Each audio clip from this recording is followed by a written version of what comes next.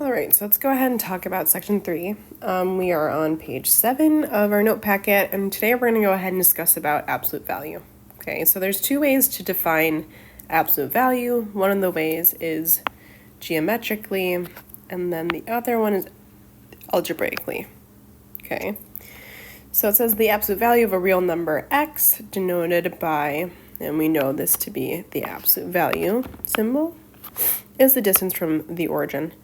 So I like to go ahead and think of a number line, okay, and let's say that here is 0, right? Basically what you're going to be asking yourself, okay, is how far away are you from 0, right? And we know that the distance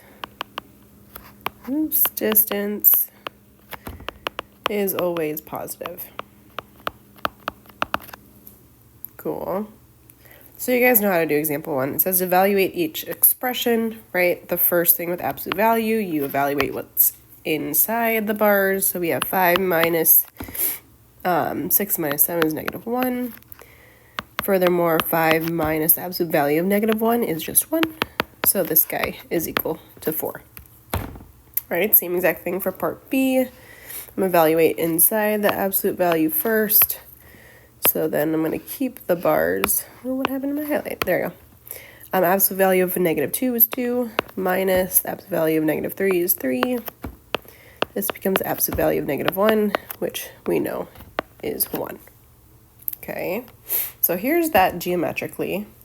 Algebraically is when we're going to be looking at it with a graph. Okay, so when you look at it algebraically, right, we're going to be seeing something like this, where here we have the absolute value of x, and there are two different cases.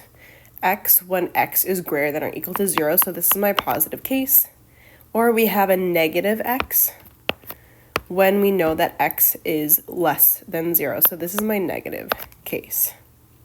Okay, here's an example. It says we have the absolute value of x minus 5 is equal to two different cases. I'm just going to go ahead and add 5 to both sides. So we know that x is greater than or equal to 5. Same exact thing. I can go and distribute this guy. We get negative x plus 5. And I'm going to add 5 again when x is less than 5. Again, this is my positive case. Here's my negative case. If I were to go ahead and like draw a little graph, right, this is the absolute value graphs, 1, 2, 3, 4, 5. Here's 5, right? X minus 5. There are my positive values, right? This is the absolute value graph. To the right of 5. This is when we have my positive values. We know that this is a positive slope. And then to the left of my 5, I know that this is a negative slope. So in this case, right, that makes sense. Okay. That will come in a little bit more. You'll see more of that notation when we talk about piecewise functions. Cool. And then we have absolute value inequalities. So here I went ahead and put a little reminder. When you were talking about the symbols, right, less than, it's going to be these symbols right there, or greater, it's going to be these symbols right there. Okay, and when you guys are doing absolute value inequalities, you're going to have to do two separate cases, where in this case, right, you're going to have a positive value and then a negative value of what is being evaluated. So like in example A, here are my two cases. I'm going to go ahead and rewrite 2x plus 1. This one is less than, so less and. So this is an and case. And I have 2x plus 1. I'm going to flip the negative 5. So you're flipping your symbol and then making it a negative 5. And then you just solve for x.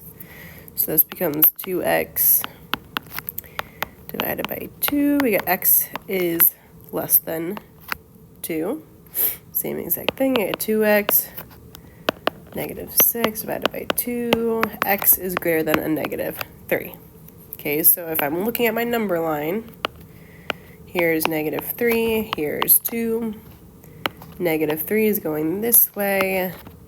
2 is going this way. So then we see that it's an and. It's between negative 3 and 2. So here is my solution. Okay. Part B, very similar, right? I have two separate cases. First one is 2x plus 1 is greater than or equal to 5, or we have 2x plus 1 is less than or equal to a negative 5. Same exact thing, I'm going to go through the motions. 2x is greater than or equal to 4, x is greater than or equal to 2. 2x is less than or equal to a negative 6. X is less than or equal to a negative, 3.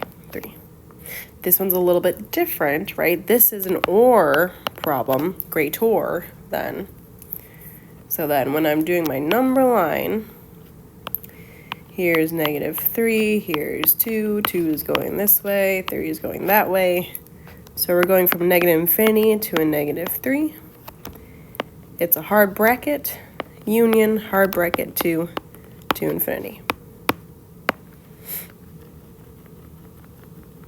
Okay. Part C, same exact thing, two different cases. I'm going to have 1 minus t over 2 is greater than 5.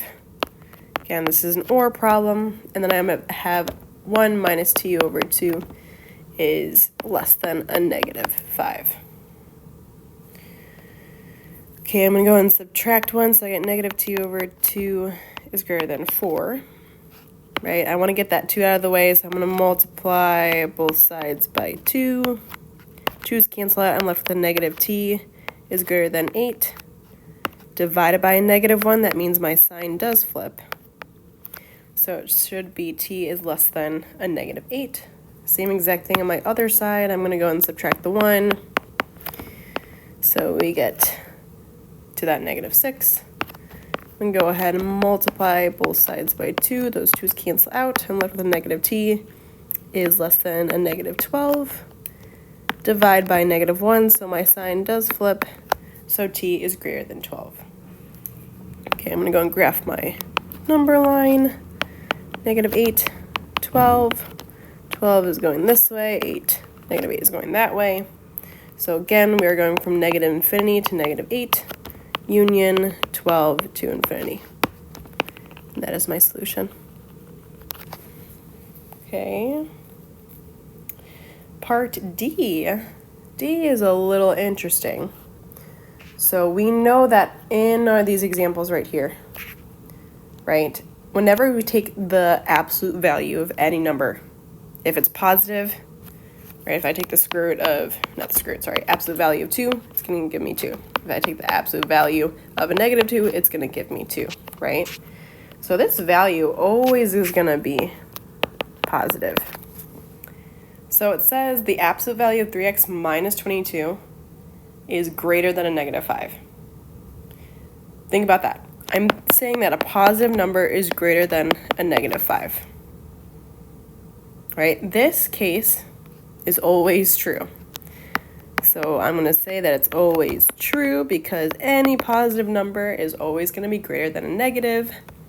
Therefore, my answer is going to be all reals. So this is negative infinity to infinity, or like I introduced a couple classes ago, you guys can do the all real numbers symbol. And that's it.